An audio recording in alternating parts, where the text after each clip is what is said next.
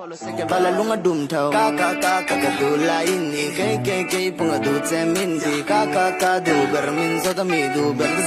mi ka du ber ha sang ka thok dun te ang du lai nang ne